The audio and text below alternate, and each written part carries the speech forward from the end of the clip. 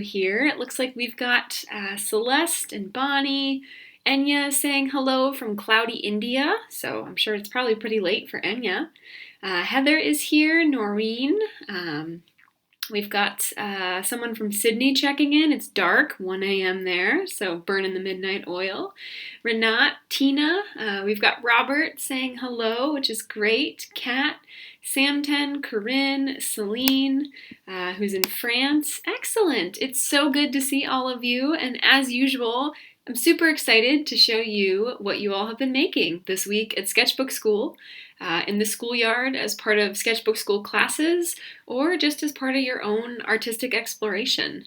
So I'm going to jump right into it. I want to start off by showing off some artwork that one of our upcoming workshop instructors actually made.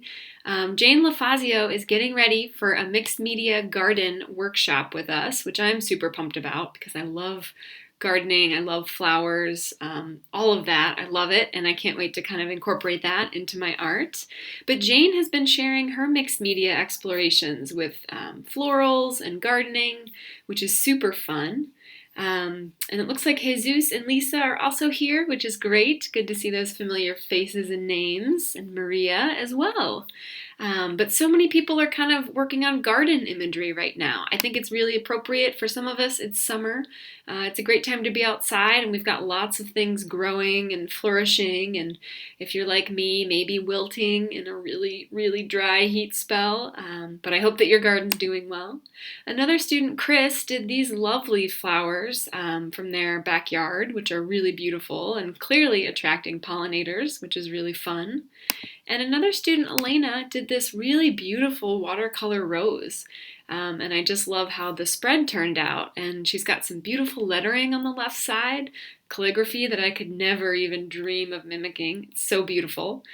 So Elena, thanks for sharing that. We're seeing lots of florals, which is fun.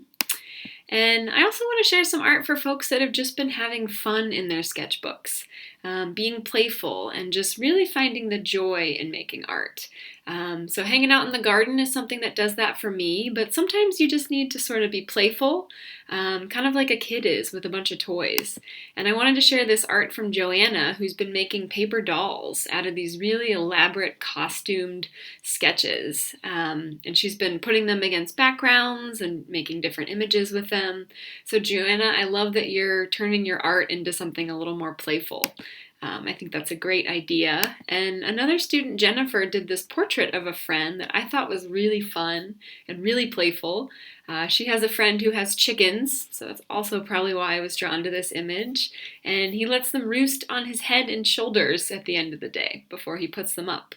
And I thought that was really funny. I also hope that he's not getting any chicken droppings down the back of his neck, because I can't imagine that would be very pleasant.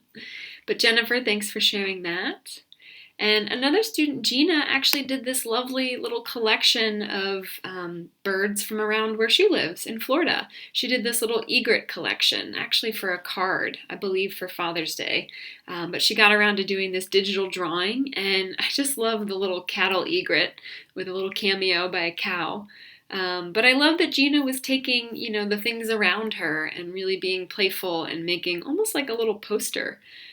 So I could think of some animals and critters that are, pretty prevalent around here to make a similar little image. And I love how that turned out for Gina. So thanks for sharing that, Gina.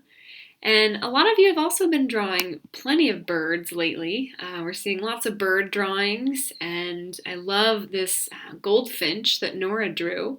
And she really made this beautiful splashy yellow color in the background that kind of fit right in with the goldfinch's coloring.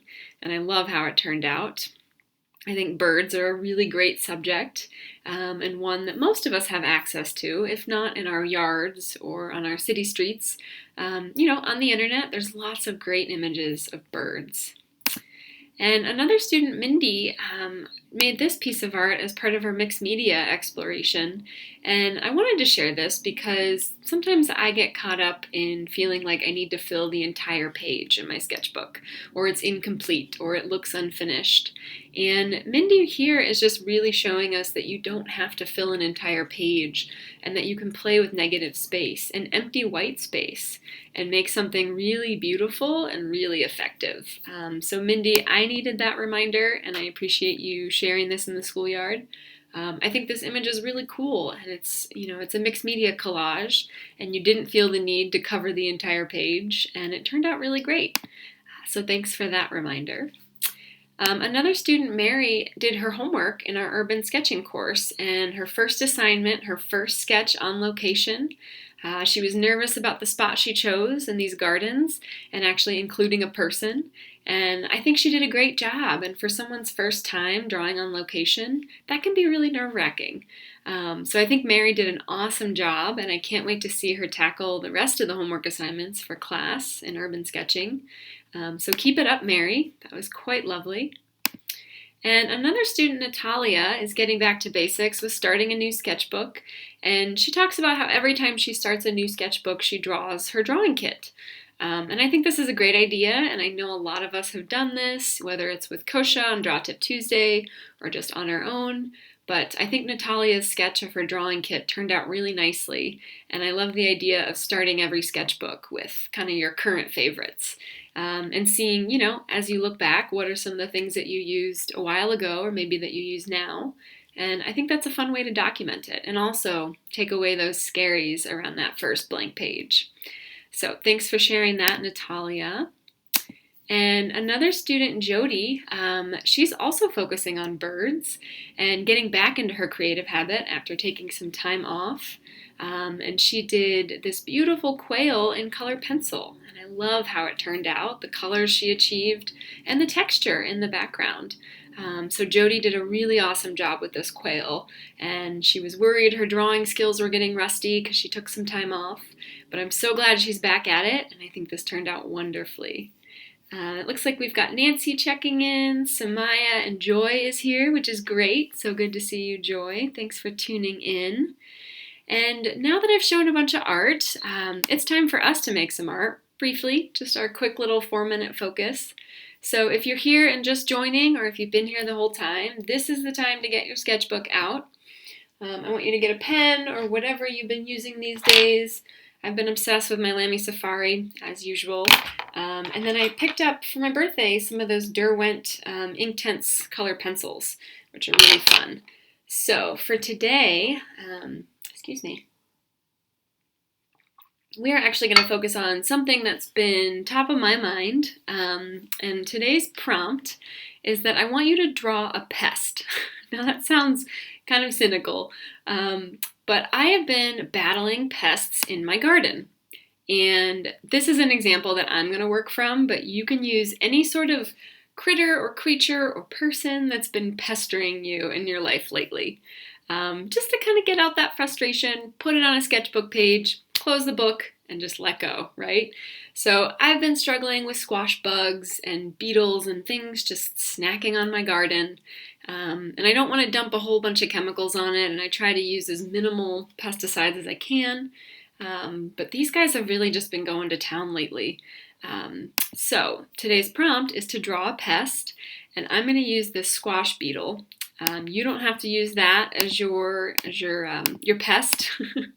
You can. Joy suggests using your ex-husband. You can definitely do that if that's something that's been pestering you lately. It can be anything that you want. And hey, we've got Joanna, which is great. Joanna's saying hi. But I want you to think of something that's a pest in your life. And so this could be a beetle eating your plants. That's what I'm focusing on. This could be a groundhog maybe that keeps sneaking into your yard, snacking on things.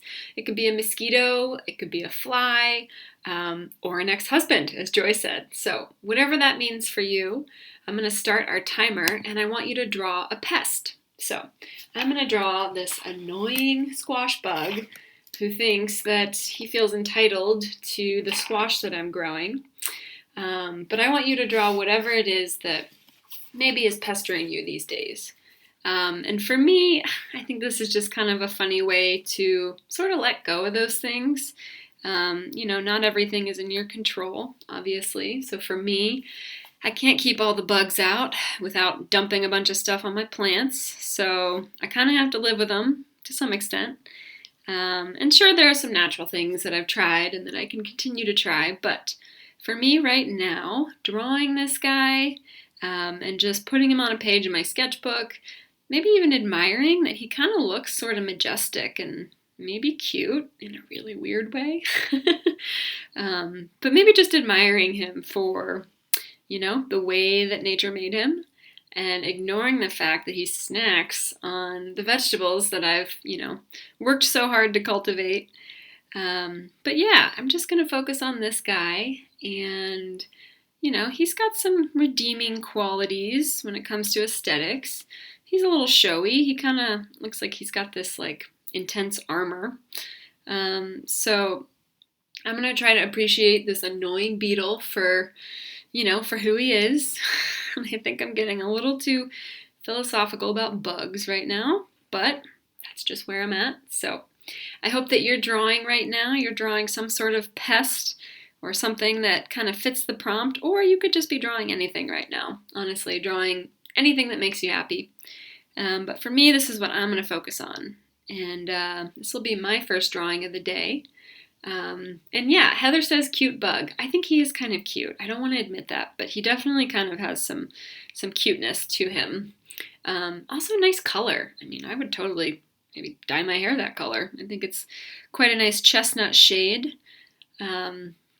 But yeah, this is who I'm working with, and I don't know, maybe in drawing something that's pestering you lately, you can kind of let go of it, right? That's my goal here and sort of what I'm focusing on with this beetle. Let go of the fact that he's been disrespecting me by eating my plants. And just let go of the fact that I can't control everything, right? So there's going to be stuff that happens in the garden that I just can't even fix or control. The weather here has been kind of wacky. We've had a really, really hot spell, and some of the plants are just not super happy about it. It's also been a really late season here in Ohio, so I'm just now getting tomatoes to kind of pop off the vine. So there's a lot of stuff that, at least gardening has taught me, that I cannot control. And I think that the sooner you can let go of that stuff and not let it drive you absolutely crazy, the better off that you'll be. But that's a hard lesson to learn, and I think we're all kind of constantly learning that, especially nowadays when there's plenty of things that are out of our control. But good reminder, no less. And for me, it's this little beetle that is serving that reminder to me. So I hope that you are drawing right now. I'm assuming if the chat's quiet, that means pens are hitting the page, which is great. And I'm actually excited to add color to this guy in a little bit. I'll probably revisit this once this broadcast is over and add some color with those color pencils. But for right now, I think I managed to get his basic shape. And I'm going to throw the leaf in there too, just so he's not floating. And I think our timer is about to be up. And I will show you I managed this little guy in the time that I had, and I need to add some color. But as I said, drawing something that's bothering you, that's pestering you, for me, that's a way to let go of it. So that's what I was going for with today's, and this seemed relevant as I was out there in my garden fuming this morning about beetles and damage. But that's where my mind was. But I really appreciate those of you that tune in and that join me today. I'll be curious to see what are the things that pester you, and I'll be curious to see, Joy, if you managed to do a portrait of your ex-husband.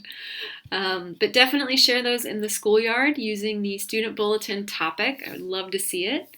And for those of you that are around today, Joanna, who's here in the chat, is actually going to join me for a live interview on Instagram at noon today, so in 45 minutes from now.